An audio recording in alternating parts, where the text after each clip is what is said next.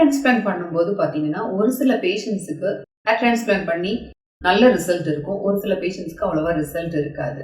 அதாவது 2 பேஷண்ட்ஸுக்குமே ஒரே அளவான ஹேர் ஃபாலிக்கல் தான் நம்ம எடுத்து வச்சிருப்போம். ஆனால் ஒரு சிலருக்கு நல்லா இருக்கும் ரிசல்ட், ஒரு சிலருக்கு நல்லா இருக்காது.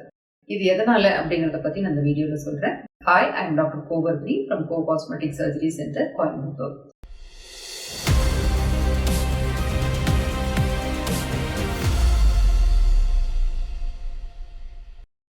இப்போ ஹேர் டிரான்ஸ்பிளான்ட் பண்ணும்போது பார்த்தீங்கன்னா ஹேர் ஃபாலிக்கல் நம்ம ஒரு ஃபாலிக்கல், அதாவது இப்போ ஒரு 3000 ஃபாலிக்கல் எடுக்கிறோம் அப்படின்னு நம்ம சொன்னோம்னா, ஒரு ஃபாலிக்கல்ங்கிறது ஒரு சிலர் கேட்பாங்க, மேடம் ஒரு ஃபாலிக்கலா அல்லது ஒரு ஹேரா அப்படின்னு கேட்பாங்க. இது என்ன டிஃபரன்ஸ் அப்படின்னா, ஒரு சிலருக்கு பார்த்தீங்கன்னா முடி ஒரு ஃபாலிக்கல்லையே 3 முடி 4 முடி அப்படி கூட இருக்கும். அதாவது கொத்தா இருக்கும்னு சொல்லுவாங்க இல்லையா, அந்த மாதிரி ஒரு ஃபாலிக்கல்லையே 2 ஹேர்ஸ் 3 ஹேர்ஸ் 4 ஹேர்ஸ் அந்த மாதிரி இருக்க வாய்ப்பு இருக்கு.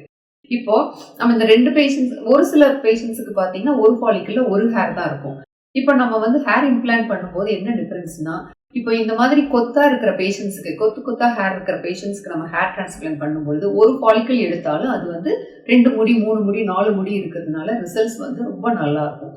அதே சிங்கிள் ஹேர் ஒரு ஃபாலிக்கல்ல ஒவ்வொரு முடி தான் இருக்கு அவங்களுக்கு அப்படின்னா, அவங்களுக்கு இதே மாதிரி 3000 ஹேர் ஃபாலிக்கல் எடுத்து வச்சாலும் பார்த்தீங்கன்னா அவ்வளவா அடர்த்தியா இல்லாத மாதிரி இருக்கும். இதனாலதான் இந்த மேஜர் டிஃபரன்ஸ். அதனால நீங்க டாக்டர் கிட்ட நீங்க ஹேர் டிரான்ஸ்பிளான்ட் பண்ண போனீங்கன்னா கேட்கலாம், பண்ணும்போது டாக்டர் எனக்கு எப்படி இருந்தது ஹேர், ஒரு ஃபாலிக்கல்ல 2-3 ஹேர்ஸ் இருந்ததா அல்லது ஒரு ஃபாலிக்கல்ல சிங்கிள் ஹேர் தான் இருந்ததா அப்படிங்கறத கேட்டு தெரிஞ்சுக்கலாம். நீங்க அதுக்கு தகுந்த மாதிரி உங்களோட ஹேர் டிரான்ஸ்பிளான்ட் ரிசல்ட்ஸையும் எதிர்பார்க்கலாம்.